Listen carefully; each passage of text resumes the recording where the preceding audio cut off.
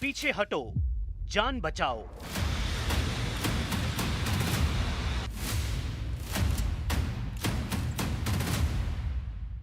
आगे बढ़े तो तबाही तय।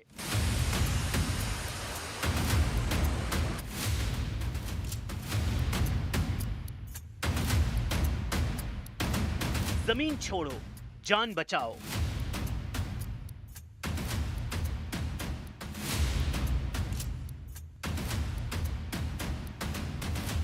यूक्रेन तभी बचेगा जब बंटेगा।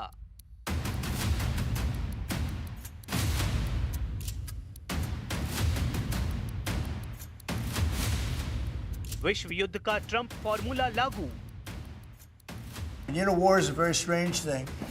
A lot of bad things happen, a lot of good things happen.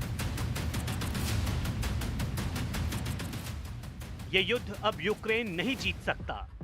युद्ध में या तो यूक्रेन पूरी तरह तबाह होगा या फिर पुतिन जितनी जमीन मांग रहे हैं वो ज़ेलेंस्की को देनी होगी। ये दावा किसी और का नहीं, प्रेसिडेंट ट्रंप का है। ट्रंप ने पूरी तरह सरेंडर कर दिया है। ट्रंप बार बार यही बात ज़ेलेंस्की को समझा रहे हैं। ट्रंप ने ज़ेलेंस्की को जल्द से जल्द मान जाने की चेतावनी दी है। व्हाइट हाउस में ज़ेलेंस्की को फटकार लगाते हुए ट्रंप ने युद्ध खत्म करने की सलाह दी है, मगर ज़ेलेंस्की जिद छोड़ने को तैयार नहीं। ज़ेलेंस्की ने यूक्रेन की 1 इंच जमीन पुतिन को देने से इनकार कर दिया है, जिसके बाद से लड़ाई भयानक दौर में पहुंच गई है। यूक्रेन ने रूस पर जबरदस्त हमला किया है। यूक्रेन ने रूस के पावर हाउस जलाने शुरू कर दिए हैं। रूस के ओरेनबर्ग में गैस प्लांट पर यूक्रेन ने भीषण ड्रोन हमला किया है। ड्रोन धमाकों से गैस प्लांट तबाह हो गया है। ओरेनबर्ग गैस केमिकल कॉम्प्लेक्स की तबाही को पुतिन के लिए बड़ा झटका बताया जा रहा है। हालांकि रूस के रक्षा मंत्रालय ने दावा किया कि यूक्रेन के 45 ड्रोन मार गिराए गए हैं।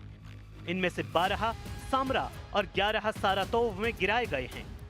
यूक्रेन पर ड्रोन हमले के पलटवार में रूस ने गाइडेड एरियल बम के धमाके किए हैं। रूस ने खार्किव में भारी तबाही मचाई। वहीं प्रेसिडेंट ज़ेलेंस्की ने ऐलान किया कि रूस की रिफाइनरी पर हमले तेज कर दिए गए हैं। पुतिन को जल्द असलियत का एहसास कराया जाएगा। Ми говорили з головкомом Олександром Сирським, в тому числі щодо нашої далекобійності, є збільшення і по відстані, і по влучності наших далекобійних санкцій проти Росії. Фактично кожні день-два є ураження російської нафтопереробки, і це працює на повернення Росії до реальності. ट्रंप से मुलाकात के बाद ज़ेलेंस्की का जोश हाई है। उन्होंने व्हाइट हाउस विजिट को बेहद कामयाब भी बताया है। जिस मुलाकात में ज़ेलेंस्की को ट्रंप से टॉमहॉक मिसाइलें नहीं मिलने की वजह से फिजूल कहा जा रहा है, उसे मिस्टर प्रेसिडेंट ने सफल क्यों कहा है, इसकी वजह सामने आई है। उसे जाने, लेकिन पहले दोनों लीडर की बातों का फर्क समझिए। ज़ेलेंस्की से मिलने के बाद ट्रंप ने युद्ध में यूक्रेन की हार की भविष्यवाणी कर दी है। ट्रंप ने ये तक कहा कि दोनों देश जिन मोर्चों पर कब्जा जमा चुके हैं वहां से वापस लौट जाएं और युद्ध खत्म करें। Let it be cut the way it is. It's cut up right now. I think 78% of the land is already taken by Russia. You leave it the way it is right now. They can negotiate something later on down the line. But I said cut and stop at the battle line. Go home. Stop fighting. Stop killing people. Trump का यह offer Putin के लिए फायदे का है, लेकिन Zelensky ने इसे माना तो आधा यूक्रेन हाथ से निकल जाएगा। इसलिए ज़ेलेंस्की ने सीज फायर शर्तों को मानने से इनकार कर दिया है। ज़ेलेंस्की ने ट्रंप से सिर्फ अब लॉन्ग रेंज तक मार करने वाले हथियारों की मदद की डिमांड की है। बाकी युद्ध में जो भी सपोर्ट उन्हें चाहिए उसका इंतजाम वो यूरोपीय देशों से करने में जुट गए हैं। ब्रिटिश मीडिया आउटलेट की रिपोर्ट के मुताबिक यूरोपीय आयोग 4 प्रमुख रक्षा परियोजनाओं पर काम शुरू कर चुका है। पुतिन के खिलाफ यूरोपीय देश एयर शील्ड बनाने जा रहे हैं, जो मिसाइलों और दूसरे हवाई खतरों से रक्षा करेगी। इतना ही नहीं, अंतरिक्ष में खतरों से निपटने के लिए यूरोपीय स्पेस शील्ड भी बनाई जा रही है।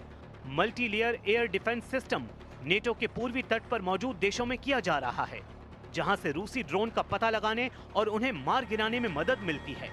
यूरोप की महाशक्तियों की हंगरी के बुडापेस्ट में होने जा रही पुतिन ट्रंप मुलाकात से बेरुखी खतरनाक मैसेज दे रही है।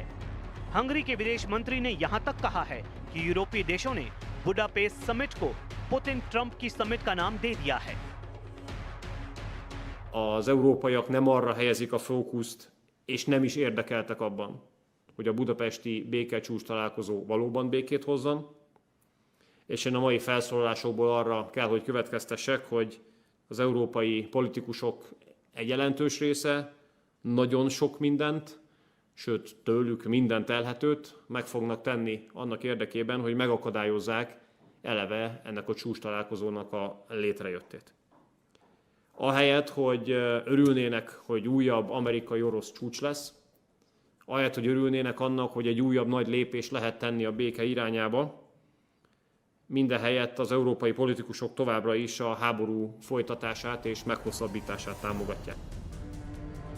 बुडापेस्ट समिट से पहले एक बड़ा ट्विस्ट और आया है। रूस के विदेश मंत्री सर्गेई लावरोव और मार्क रूबियो के बीच होने वाली बैठक टल गई है।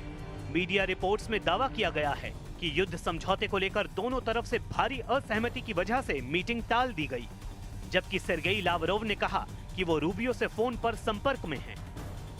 Главное все-таки не место и не сроки, а главное то, как мы будем двигаться по существу тех задач, которые были согласованы и по которым достигнуто широкое понимание было в Анкоридже.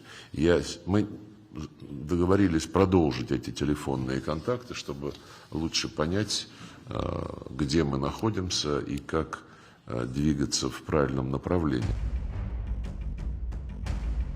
ट्रंप पुतिन की हाई टेंशन मीटिंग को लेकर सब कुछ ठीक नहीं, तो क्या बुडापेस्ट समिट का हश्र अलास्का जैसे ही तय है? फिर ट्रंप क्यों पुतिन से मिलने के लिए उतावले हैं? ट्रंप के पास क्या कोई और कार्ड है? यूक्रेन रूस युद्ध में ब्रिटेन का रोल क्या अब सबसे अहम होने वाला है? यूके के डिफेंस सेक्रेटरी जॉन हेली ने कहा कि ब्रिटेन यूक्रेन में अपने सैनिकों की तैनाती में 100 मिलियन यूरो से ज्यादा खर्च करने जा रहा है। यूके और फ्रांस की अगुवाई में 30 से ज्यादा देशों के गठबंधन फोर्स यूक्रेन को युद्ध में जिताने और पुतिन को सीज फायर के लिए मजबूर करने जा रही है। उधर व्हाइट हाउस मीटिंग में ट्रंप ने भले ही ज़ेलेंस्की की टॉमहॉक विश पूरी नहीं की, लेकिन उन्हें डिफेंस सिस्टम डील पर ग्रीन सिग्नल मिला है। मतलब सुपर पावर अपने पैट्रियट एयर डिफेंस से यूक्रेन को फिर से लैस करने जा रहा है। अमेरिका का ये air defence system hit to kill के लिए कुख्यात है, लेकिन सिर्फ डिफेंस सिस्टम के बूते यूक्रेन पुतिन से बच नहीं सकता। यानी ज़ेलेंस्की को महसूस हो रहा है कि उनका पत्ता काटने की पूरी तैयारी हो चुकी है। इसलिए पुतिन और ट्रंप की मीटिंग में फंस चुके ज़ेलेंस्की को बचाने के लिए यूरोप के 5 देश सामने आए हैं। फ्रांस, इटली, जर्मनी, पोलैंड और ब्रिटेन, पांचों रूस के कट्टर दुश्मन। पांचों ने यूरोपीय कमीशन के साथ मिलकर कह दिया है कि वो यूक्रेन का समर्थन जारी रखेंगे। रूस पर दबाव बढ़ना चाहिए, तभी युद्ध खत्म होगा, तभी इस दुनिया में सुकून लौटेगा। ज़ेलेंस्की के समर्थन में यूरोप का मैसेज साफ है। मैसेज ये कि अमेरिका चाहे सरेंडर करेगा, यूक्रेन सरेंडर नहीं करेगा। और अगर ऐसी नौबत आई तो अब यूरोप यूक्रेन की तरफ से लड़ेगा। ट्रंप पुतिन की मीटिंग से पहले ये यूरोप के साथ मिलकर ज़ेलेंस्की का नेटो धमाका कहा जा रहा है, जिसमें नेटो पूरी तरह बंटा हुआ नजर आ रहा है। क्या ये अमेरिका और डोनाल्ड ट्रंप के खिलाफ फ्रांस, इटली, जर्मनी, पोलैंड और ब्रिटेन और यूरोपीय कमीशन की बगावत कही जाएगी? यूरोप का मूड देखकर ट्रंप ने त्रिपक्षीय बातचीत का पासा फेंका है। ट्रंप ने कहा कि ऐसी मीटिंग भी हो सकती है जिसमें वो भी हो, पुतिन भी हो और ज़ेलेंस्की भी मौजूद हो। ज़ेलेंस्की ने भी बुडापेस्ट समिट में शामिल होने की ख्वाहिश जताई है।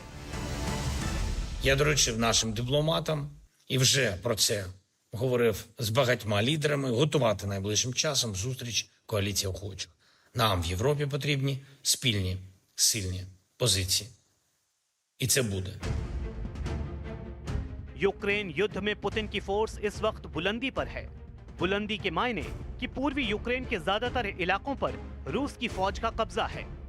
दक्षिण में क्राइमिया और मारियुपोल पहले ही पुतिन के पास हैं, और डॉनबास में लुहांस्क और डोनेस्क के बड़े इलाकों को वापस हासिल करना अब ज़ेलेंस्की के बस की बात नहीं रही।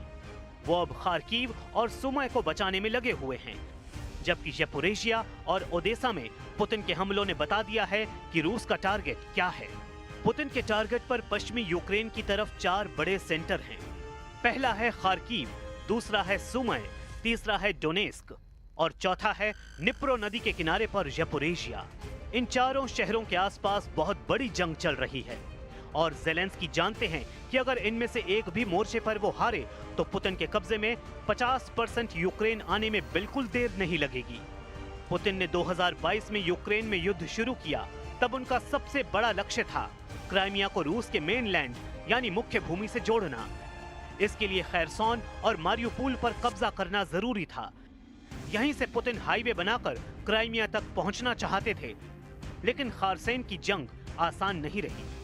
जब से यूक्रेन की सेना को अमेरिका से हाईमार्स रॉकेट सिस्टम मिले, रूस की इस इलाके पर पकड़ ढीली होती गई। बाद में दूसरे हथियारों से भी यूक्रेन की सेना की रेंज बढ़ती गई और पुतिन की सेना को कई मोर्चों पर पीछे भी हटना पड़ा। सवाल है कि अब ज़ेलेंस्की क्या करेंगे, क्योंकि अमेरिका ने यूक्रेन को टोमाहॉक मिसाइलें दी ही नहीं, लंबी दूरी तक हमले करने वाले बड़े-बड़े हथियार भी यूक्रेन के पास नहीं। Базовий сценарій – зберігати позиції та забезпечити умови для правильної дипломатії, для якнайшвидшого завершення цієї війни. Достойним миром. Мир нам потрібен. Саме мир справжній, чесний, а не війна нескінченна. युद्ध की शुरुआत से अमेरिका ने ज़ेलेंस्की के जवानों की छोटी छोटी जरूरतें पूरी की। उनकी वर्दी से लेकर उनके जिन कलपुर्जों की जरूरत थी वो भी अमेरिका से पहुंचाए गए। -डिग्री तापमान में भी ज़ेलेंस्की की फोर्स अगर मोर्चे पर डटी रही तो उसकी वजह अमेरिका से पहुंचने वाली रसद रही। मगर युद्ध का रुख तय करने वाली मिसाइल की डिमांड पूरी न करके ट्रंप ने पुतिन की राह आसान कर दी है। ट्रंप के टोमाहॉक न देने वाले आदेश से ज़ेलेंस्की को बहुत ज्यादा दर्द हो रहा है, इसमें कोई शक नहीं। वैसे ट्रंप ने अपने इरादे राष्ट्रपति पद की शपथ लेने से पहले ही जाहिर कर दिए थे। अमेरिका ने नवंबर में ही यूक्रेन को अटैक मिसाइल इस्तेमाल करने की मंजूरी दी थी, यानी 300 किलोमीटर की रेंज तक वाला वॉर ज़ेलेंस्की के लिए करना आसान हो जाता। तब ट्रंप ने इसे बाइडेन की बहुत बड़ी गलती बताया था। वैसे इन हथियारों के बावजूद पुतिन ने अपने ईस्ट कॉरिडोर को देखिए, यानी डॉनबॉस का वो रीजन जहां लुहांस्क और डोनेस्क इलाके आते हैं। इसके साथ ही रूस दक्षिण में मारियुपोल और क्राइमिया तक रेड कॉरिडोर बनाना चाहता है और इन्हीं इलाकों में मजबूत पकड़ हासिल करके वो यूक्रेन को बांटने वाली नदी नाइपर के जरिए ईस्ट और वेस्ट वाला फ्रंट तैयार करना चाहता है। पुतिन अपनी सधी चाल से आगे बढ़ रहे हैं। प्रेसिडेंट ट्रंप उनकी बिछाई बिसात में फंसते जा रहे हैं। ज़ेलेंस्की के लिए युद्ध में हासिल करने के लिए अब कुछ बचा नहीं हुआ है। पुतिन के खौफ से सहमे यूरोप के देश ही अब सिर्फ कुछ कर सकते हैं। यूरोपीय देशों ने अगर पुतिन से टकराने की जुर्रत की तो ये सही मायने में तीसरे विश्व युद्ध की शुरुआत होगी।